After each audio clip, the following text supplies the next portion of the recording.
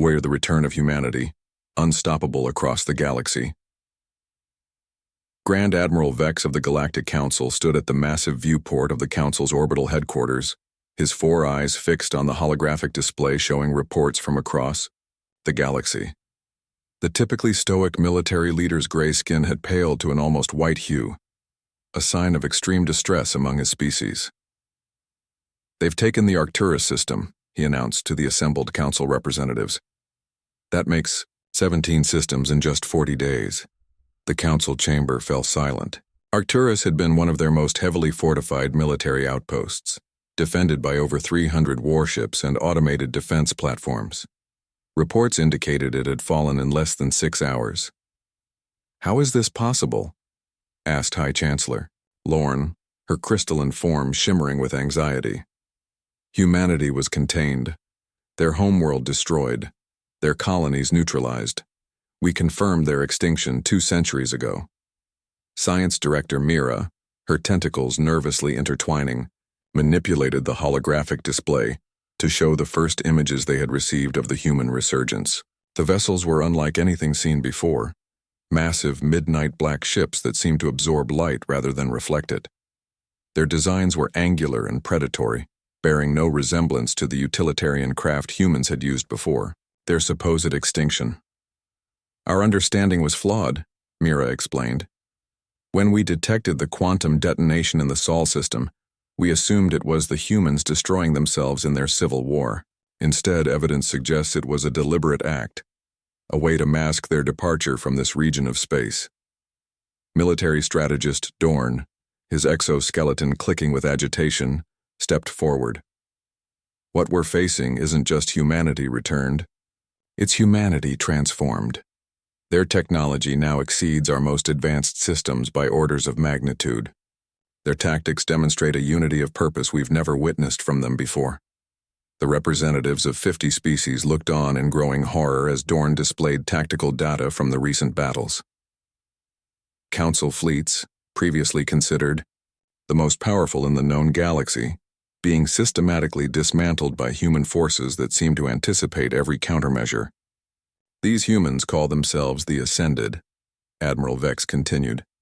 "Their communications refer to a great journey that lasted 200 years in the darkness between galaxies. They claim to have encountered entities that changed them." "Hi." Chancellor Lorne's crystalline form darkened. "Change them how?" "Their biology appears to be a fusion of organic and technological components," Science Director Mira explained, displaying medical scans of captured human technology, though no actual humans had been captured alive. "Their ships show similar integration. We're not certain where the technology ends and the biology begins." "What do they want?" asked the representative from the Trill Confederation, one of the few systems that had maintained neutrality during the original conflict with humanity. "Retribution," Admiral Vex said simply. "Their communications make it clear. 2 centuries ago, the Council voted to neutralize humanity rather than risk their unpredictable expansion. We believed we had succeeded. Now they've returned to, in their words, reclaim what was taken and collect the debt that is owed." The holographic display shifted to show the projected path of the human fleet.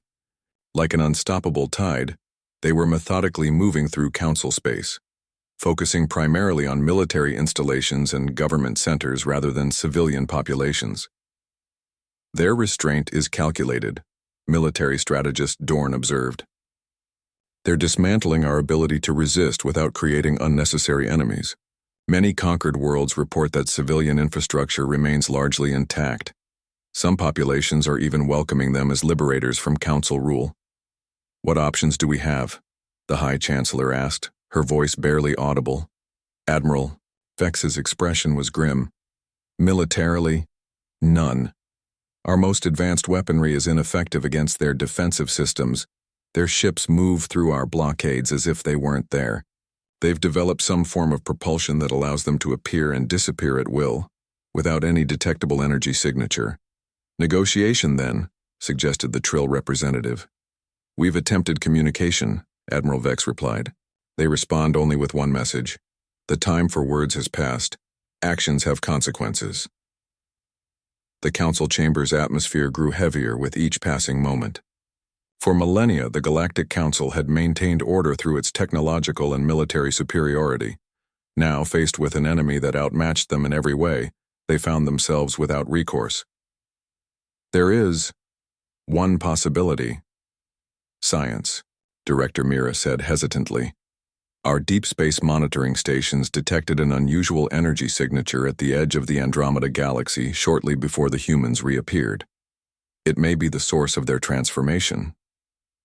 Before she could elaborate, the chamber's security systems activated.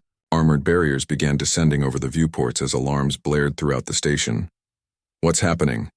demanded the High Chancellor. Admiral Vex rushed to a command console. Multiple vessels just appeared in system.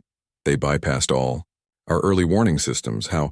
The main view screen activated automatically, revealing the face of a human male. Unlike the Council's memories of humans, this being's skin had a subtle metallic sheen, and circuits seemed to pulse beneath the surface. His eyes glowed with an inner light that was both beautiful and terrifying. "Representatives of the Galactic Council," the human said, his voice carrying unusual harmonics. "I am Admiral Thomas Reynolds of the Ascended Fleet. Your defensive measures have been neutralized, your evacuation vessels disabled. After 2 centuries of preparation, humanity has returned." High Chancellor Lorne stepped forward with dignity, despite her fear. "What do you want from us?" "Justice," Reynolds replied simply. 200 years ago, your council voted unanimously to eradicate my species, rather than allow us our rightful place among the stars. You destroyed our homeworld and hunted our colonies to extinction, or so you believed. Images appeared beside him showing the destruction of Earth and the systematic bombardment of human colonies, events many current council members knew only from historical records.